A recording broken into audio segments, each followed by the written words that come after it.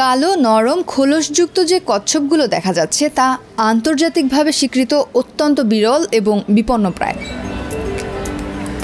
পৃথিবীর বিরল প্রজাতির এসব কচ্ছপের বসবাস চট্টগ্রামের বায়েজিদ বোস্তামীর মাজারের পুকুরে। বর্তমানে কালের সাক্ষী হয়ে কয়েকশো বছর ধরে এগুলো মাজারের পুকুরে বসবাস করে আসছে। মাজারের দিঘিটিতে বর্তমানে ৮০০-র অধিক কচ্ছপ রয়েছে, যেগুলোর বয়স ৫০ থেকে ১০০ বছর এবং গড় আয়ুষ্কাল ২ থেকে ২৫০ বছর। বিপন্নপ্রায় এই প্রাণীগুলো বোস্তামীর কাছিম বা বোস্তামীর কচ্ছপ নামে পরিচিত হলেও চট্টগ্রামের লোকজন তাদের ডাকে গজারি মাজারি নামে। এগুলোর এক একটি ওজনে ২ থেকে ৩ মণ। এই বিরল প্রজাতির কচ্ছপগুলো দেখতে প্রতিদিন দূর দূরান্ত থেকে এসে ভিড় করেন দর্শনার্থীরা।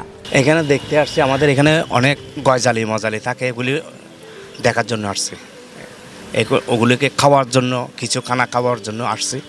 আমাদের থেকে অনেক ভালো লাগতেছে। বায়েজিদ বোস্তামীর মূল আকর্ষণ হলো এই কচ্ছপগুলো।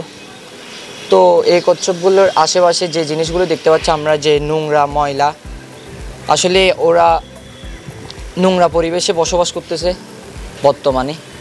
তো এই নোংরা পরিবেশগুলো যদি আরও তারা পরিষ্কার পরিচ্ছন্ন রাখে তাইলে এই কচ্ছপগুলি আরও উন্নত হবে। বর্তমানে এখন এই কচ্ছপ বা এই জাতের কচ্ছপ কোথাও দেখা যায় না, এটা বিলুপ্ত প্রায় বলা চলে। আমাদের যেমন চিড়িয়াখানায় যে সকল কচ্ছপগুলো সংরক্ষিত আছে ওগুলোর চাইতে এটা ভিন্ন জাত। তো এখানে এসে দেখতে পেলাম যে এখানে খুবই নোংরা পরিবেশে ওরা দিনাতিপাত করছে। এমন পরিবেশ যদি হয় তাহলে তাদের একটা সময় তাদের বংশ পরম্পরা তার হারিয়ে যাবে। তবে দুঃখজনক খবর, জীববৈচিত্র্যের নিদর্শন নিরীহ এই কচ্ছপগুলোকে ২০০৪ সালের মে মাসে একবার পুকুরে বিষ ঢেলে এদের বংশ নির্বংশ করার চেষ্টা করা হয়েছিল। কিন্তু জাতীয় বন্যপ্রাণী ব্যবস্থাপনা ও প্রকৃতি সংরক্ষণ বিভাগ চট্টগ্রামের তড়িৎ পদক্ষেপে কোনো মতে রক্ষা পেয়ে যায় কচ্ছপগুলো। এই প্রজাতির কচ্ছপ এতটাই বিরল যে প্রাণী বিশেষজ্ঞরা জানান এই ধরনের কচ্ছপ পৃথিবীতে শুধু এই দিঘিতে বেঁচে আছে। তখন থেকেই চেষ্টা চলছে সংরক্ষণের। প্রত্যেক বছর ধরেন বৈশাখ মাস শুরু হলে বৈশাখ মাসের আরও আগে এগুলো ডিম পাড়তে উঠে ডিম পাড়া শেষ হয়, তারপরে ডিমের ওগুলো থেকে বাচ্চা ফুটে। বৈশাখ নয়, ইংরেজিতে আমরা সাধারণত ফেব্রুয়ারিতে ধরি। ফেব্রুয়ারিতে ডিম পারলে তারপর মার্চ এপ্রিল মের দিকে গিয়ে বাচ্চা ফুটে।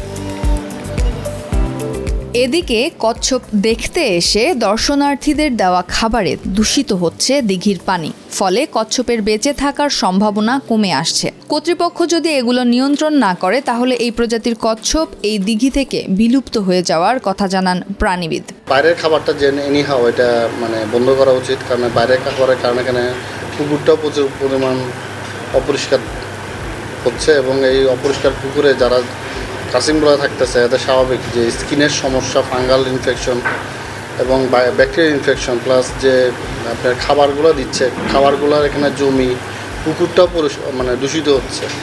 তো এটা আসলে প্রিভেন্ট করার জন্য আসলে খাবারটা একদম রেস্ট্রিক্ট করে দিতে হবে, ওদেরকে খাবারটা না দেয় এবং ওদের নেচার অনুযায়ী যে ধরনের খাবার দেওয়া যায় সেটা আসলে কর্তৃপক্ষের মাধ্যমেই আসলে এটা সরবরাহ করা উচিত। আর পুকুরটাকে কিছুদিন পর পর আপনার যদি পানিটা টেস্ট করি, যদি সেটার মধ্যে যথেষ্ট পরিমাণ আপনার যে স্ট্যান্ডার্ড পানির সেটা যদি না পায়, পানিটা কিছুদিন পর পর পরিষ্কার করা। আর তাদের যে ব্রিডিং স্পেসটা সেটা অনেক ছোট, এটা আসলে রেকর্ড রাখা উচিত যে কি। আন্তর্জাতিক প্রকৃতি ও প্রাকৃতিক সম্পদ সংরক্ষণ সংঘ কর্তৃক ২০০২ সালে বোস্তামীর কচ্ছপকে চরমভাবে বিলুপ্তপ্রায় প্রজাতি হিসেবে তালিকাভুক্ত করা হয়। ১৯৯৮ সালে international union of conservation of নেচারের অন্যতম বিপন্নপ্রায় প্রাণীর তালিকাতেও উঠে আসে এসব প্রাণী।